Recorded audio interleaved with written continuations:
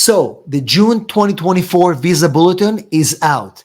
And guess what? It's not a pretty picture. No movement in the employment-based categories and very slight movement in the family-based. But the worst part, the predictions are not so good moving forward. I want to talk about it and analyze this visa bulletin in this video.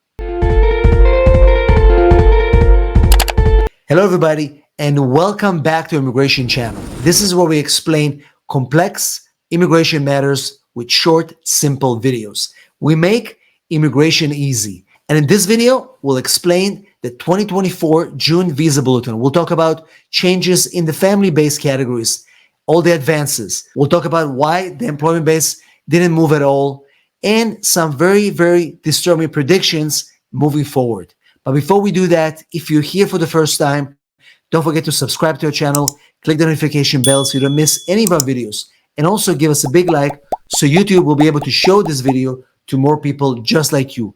As always, if you need help with your immigration matters, send me a text 619-483-4549 or go to www.immigrationsap.com.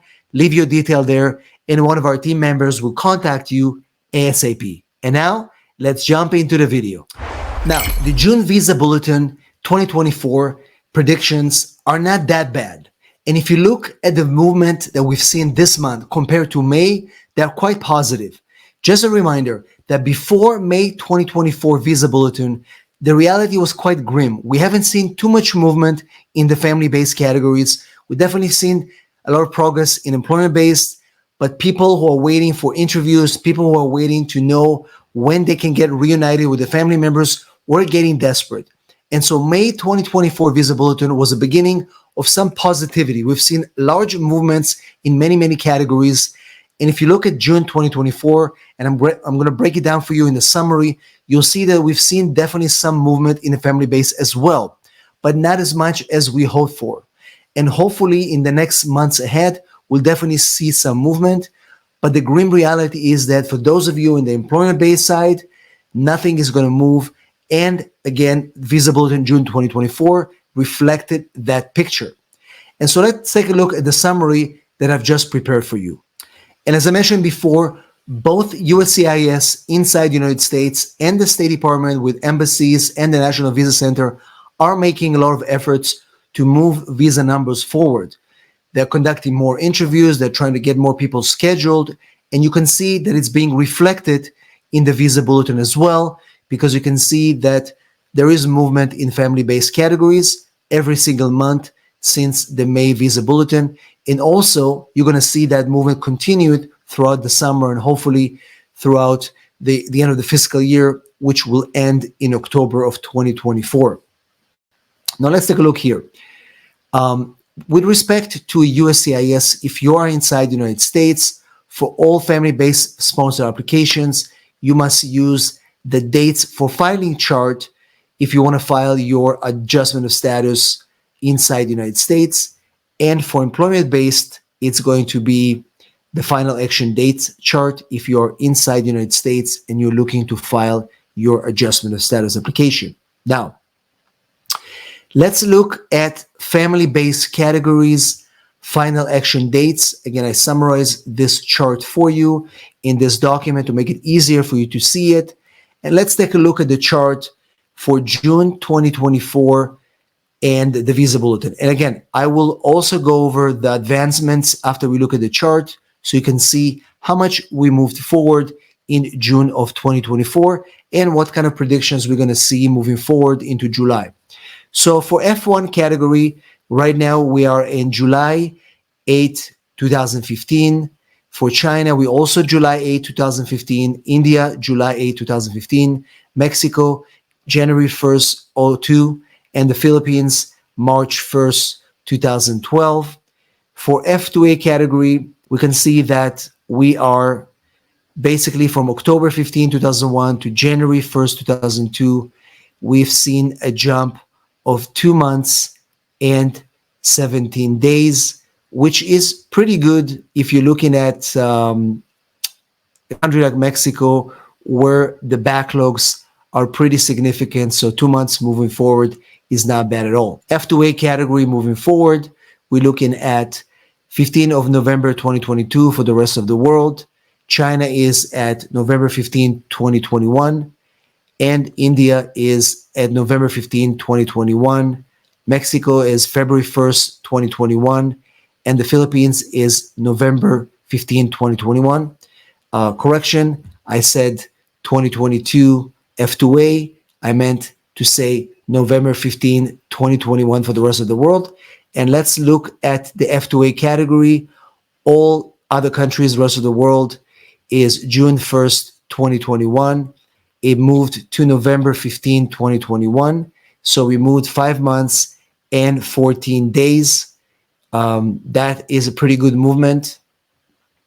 As I said, we've seen large shifts in May of 2024. We've seen 8 months movement, and now we're looking at 5 months and 14 days. That's pretty good.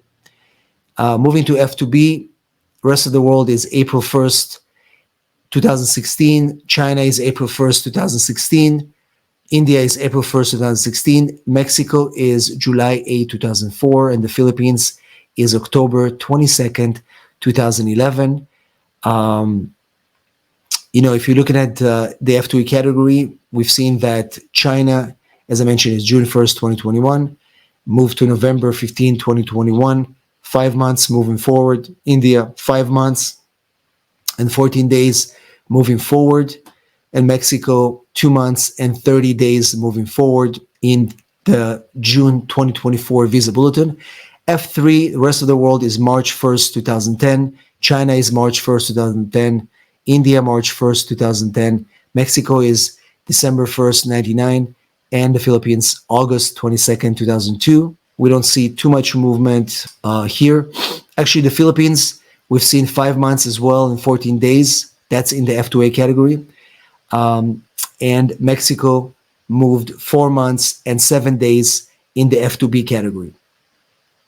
For all other countries, F3, we've seen a movement of 2 months from January to March of 2010. China advanced by 2 months, India by 2 months, and Mexico by 4 months and 9 days. And the Philippines advanced only by 21 days. And again, this is F3 category. As you can see here, it's pretty good movement specifically for China and India, which is pretty good. Moving to category F4, the rest of the world is at July 22nd, 07. China is at 22nd, 07. India is at January 15, 06. And Mexico is February 1st, 01. And the Philippines is December 1, 2003. F4 is very slow for most of the world. We've seen an advancement of 10 days for Mexico from January to February, and the Philippines moved by 2 months from September to December 2003.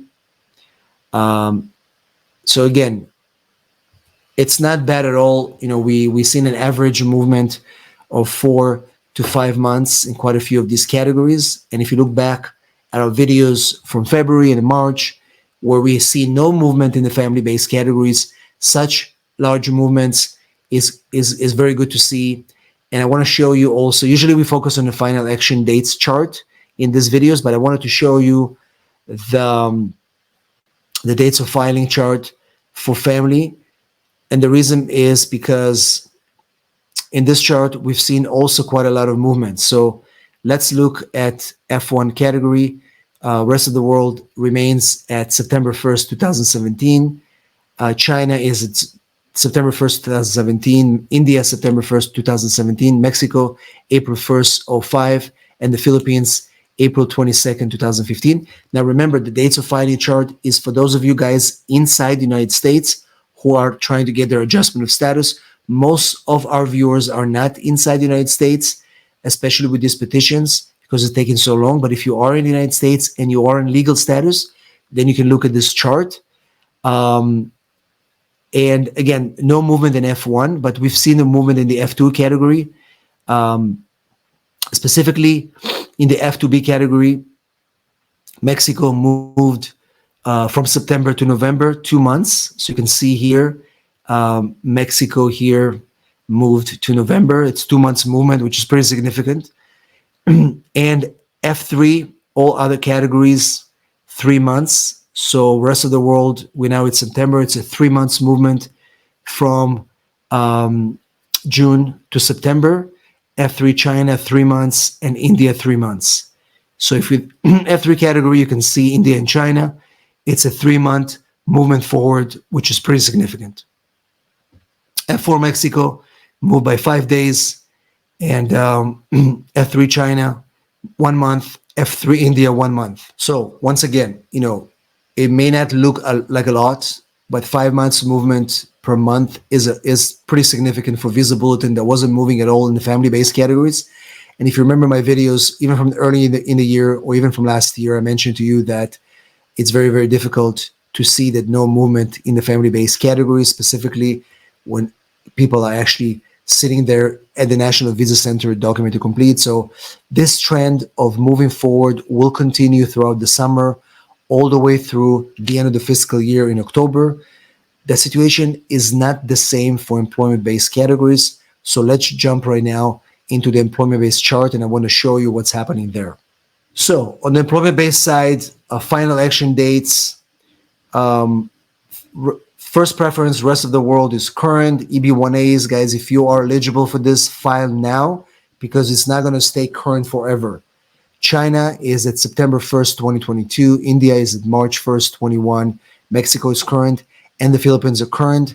EB2 second preference is at January 15, 2023. China is February 1st, 2020. India is 15 of April, 2012.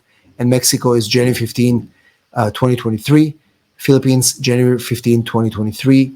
Third preference, rest of the world, November 22nd, 2022.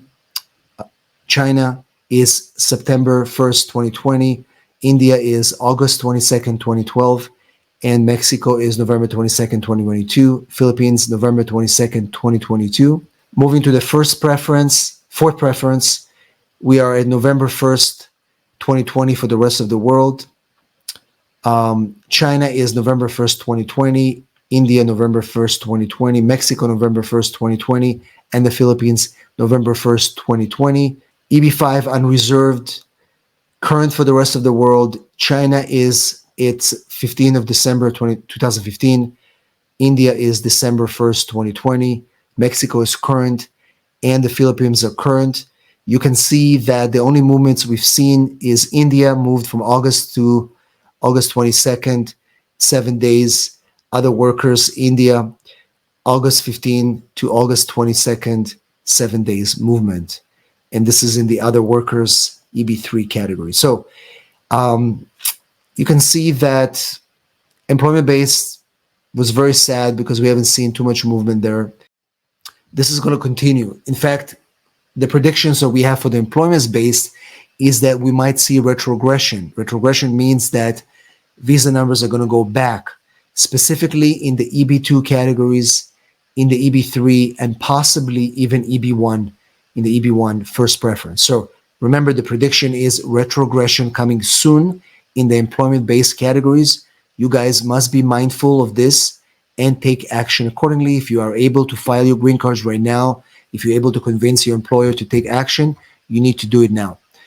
Again, on the family side, we'll continue further movement. On the employment-based side, the situation is not that exciting, and in fact, it's quite grim. We hope that the July Visa Bulletin is going to be even better for the family-based side, but unfortunately for employment side, it's not looking good. And I can't really tell you when retrogression is going to happen, but it is coming. Once again, let me know in the comments what you think.